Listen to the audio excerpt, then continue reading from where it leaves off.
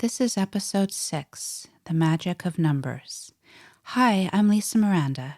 Welcome to my podcast where you can learn about all things Wicca, the nature-based religion which comes from the pre-Christian spiritual practices of Northern Europe.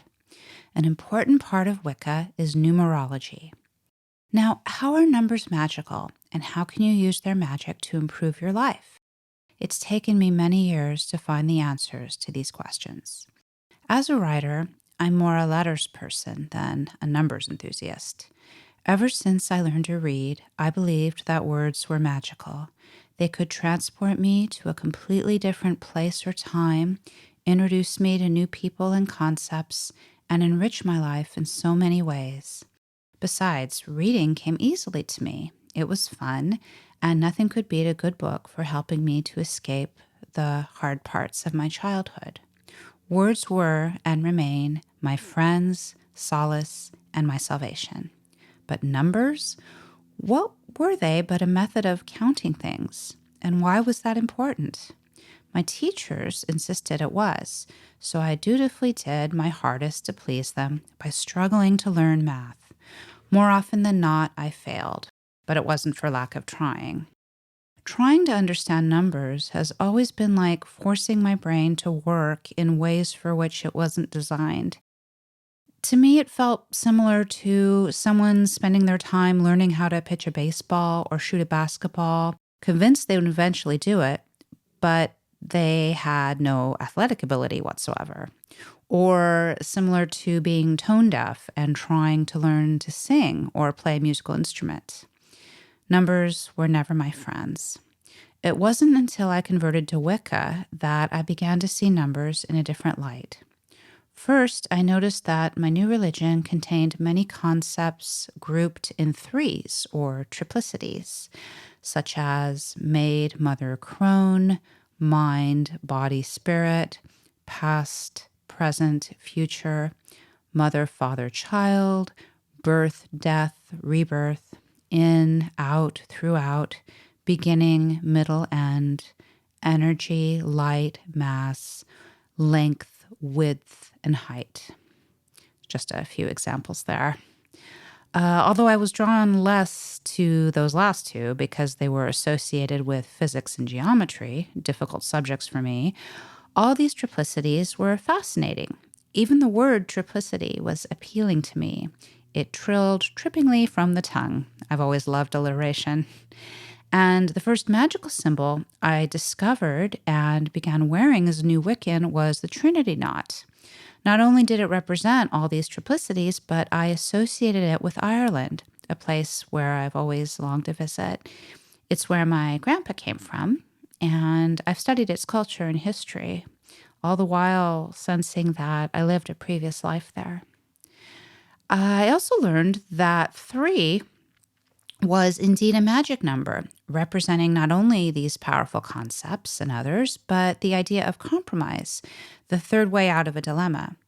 As one of the best resources on Wicca, the Goodly Spellbook by Dixie Dearman and Steve Rasmussen says, 3 seems happy, lucky, or complete, which is why we append phrases with an anchoring third word, such as hip hip hooray or ready, set, go.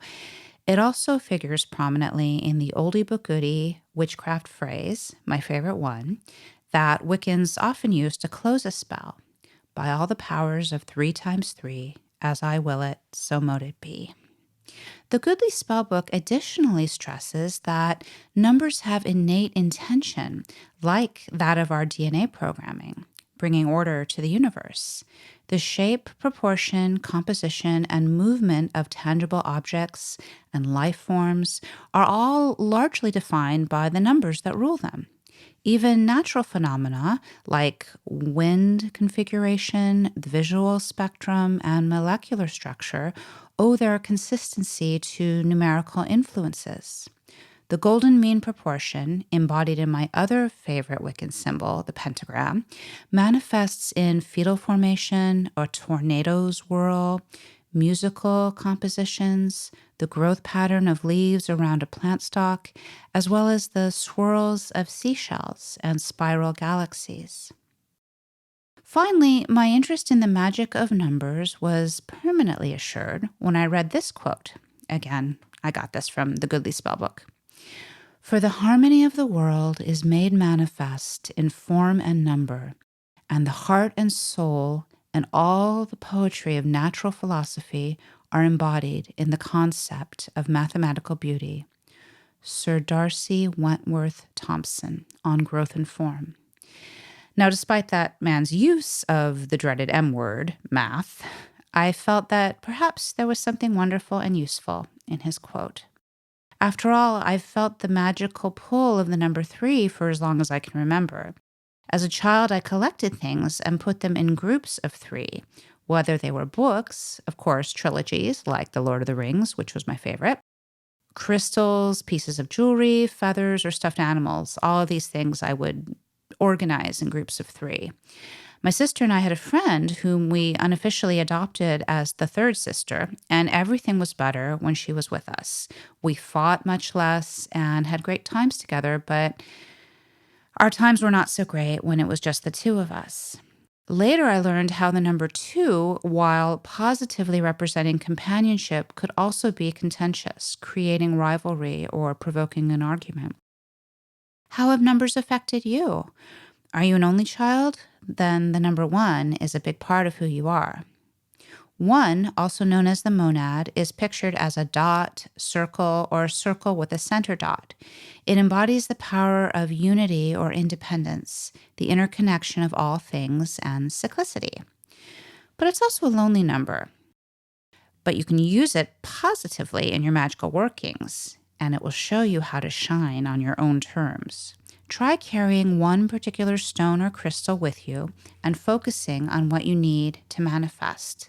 Light just one candle when casting a spell, or work a bit of water magic by tossing a penny in a fountain while making one wish. The colors associated with number 1 are orange and gold. Its day of the week is Sunday. You can amplify your spell by wearing these colors and casting on this day. If your astrological sign is Leo, then 1 is your magic number. 2 is called the dyad. In Wicca, it's drawn as 2 overlapping circles or as a line connecting 2 points. As I said earlier, it represents companionship, but when used negatively, it can cause friction and arguments. Work with this number's energy, not against it, to cement a bond, make a business partnership flourish, or strengthen a friendship. It can increase harmony between parent and child or any 2 family members. Use 2 components for spells, whether they be stones, candles, or coins. Try wearing something that comes in pairs, such as socks, shoes, or gloves, and work them into your magic by focusing on your intention as you don them. Your shoes and socks thus become part of your spell, using the power of number 2, and amplify your will with every step you take or every gesture that you make. The colors of this number are white and silver. Its weekday is Monday. If your astrological sign is Cancer, then 2 is especially for you. 3, the triad, is shown as a triangle. I'm partial to its depiction as the Celtic Trinity knot, which, besides embodying all the powerful virtues of the number 3, reminds me of one of another religion's best qualities, Christianity's Holy Trinity. Now, their concept of Father, Son, and Holy Spirit isn't the same as Wicca's Maid, Mother, and Crone, but they both have to do with the power of the number 3, 2 becoming something more, something beyond the physical, wiser than either of them alone, or as a possibly feuding pair. Combining energies constructively leads to one's goal. 3 is truly about spirit, but also cooperation and harmony. So work your magic with 2 other people. In traditional Wicca, it takes at least 3 people to form a coven, and the 3 of you can accomplish whatever you focus on. Repeat yourself 3 times. Spin around thrice. 3's colors are purple and lavender. It's attuned to Thursday. If you're a Sagittarius, it's your number. 4, also known as the tetrad, is drawn as a square, cross, or cube. It carries the power of stability, solidity, and strong foundations. Think of a typical table, which is supported by 4 legs.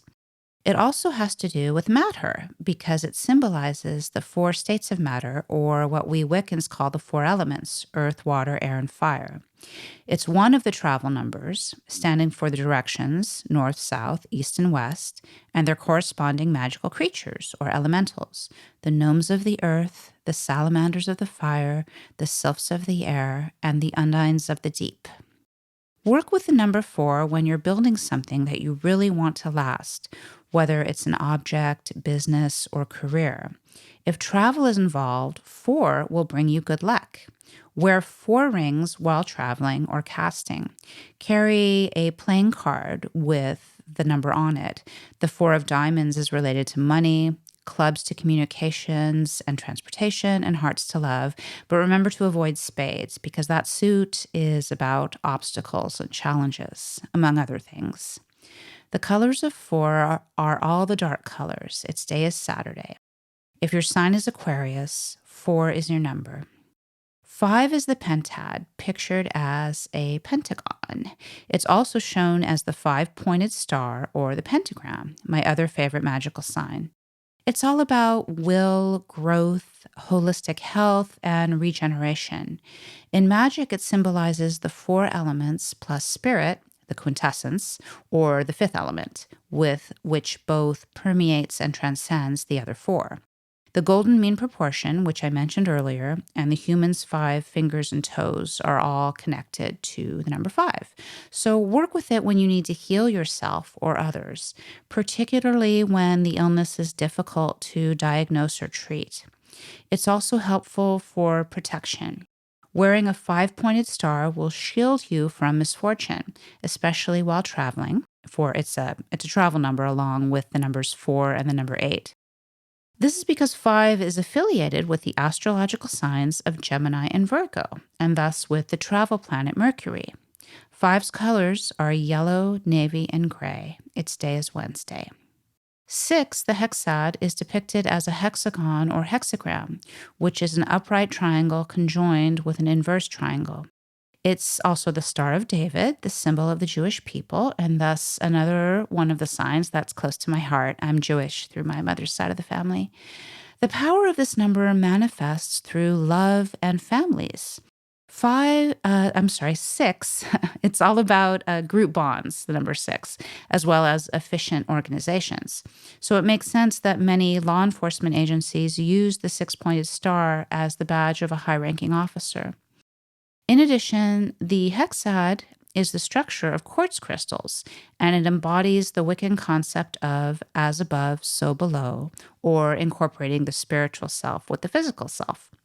One of the best ways to work with the number 6 is to carry the 6-pointed star with you, either by wearing it or keeping it in your pocket, vehicle, or workspace. The colors of 6 are pink and green. Friday is its day. If your sign is ruled by the love planet Venus, that's Libra and Taurus, then 6 is your number. 7, the heptad, is usually shown as a heptagon or heptagram. It's also known as the fairy star. It's always been considered lucky, blessed, or whole, as in a full cycle or set: the 7 weekdays, the 7 wonders of the world, and the 7 seas. It's a good number to use for general good fortune, spiritual questing, or spells to remove doubts and fears.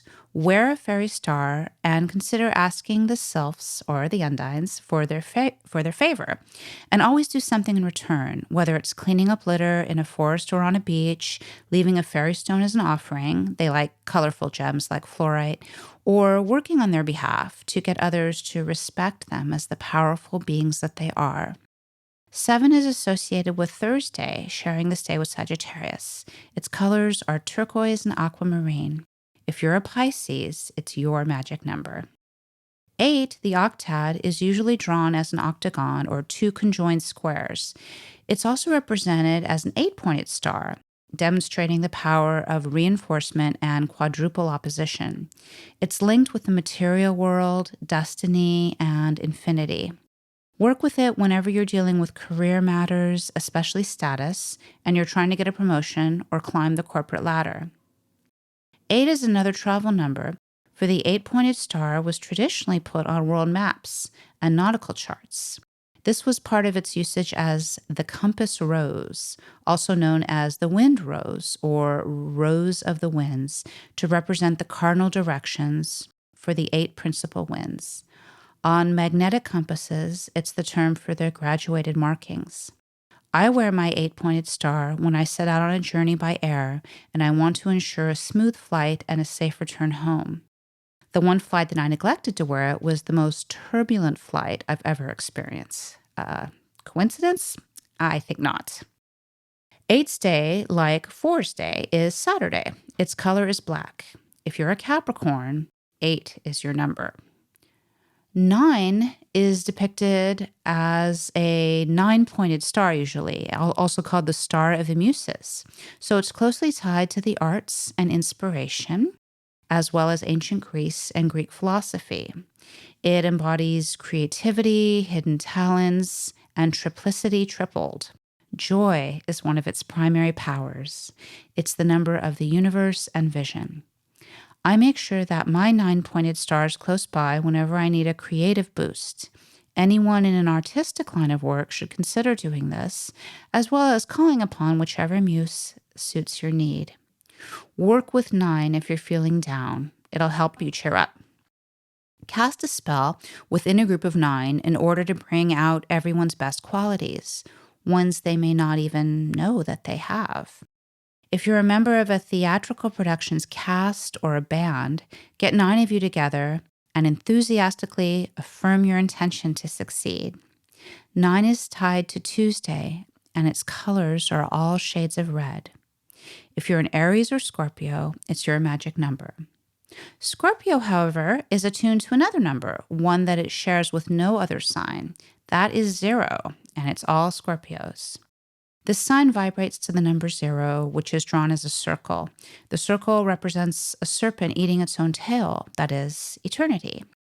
Scorpio's ruling planet, Pluto, is all about reincarnation and transformation, both truths that Scorpios intuitively understand. I just wanted to cover the most important qualities of some of the basic numbers, the number 0 and the numbers 1 through 9 in this particular podcast, and give you all just a little bit about my personal experiences with each of these numbers.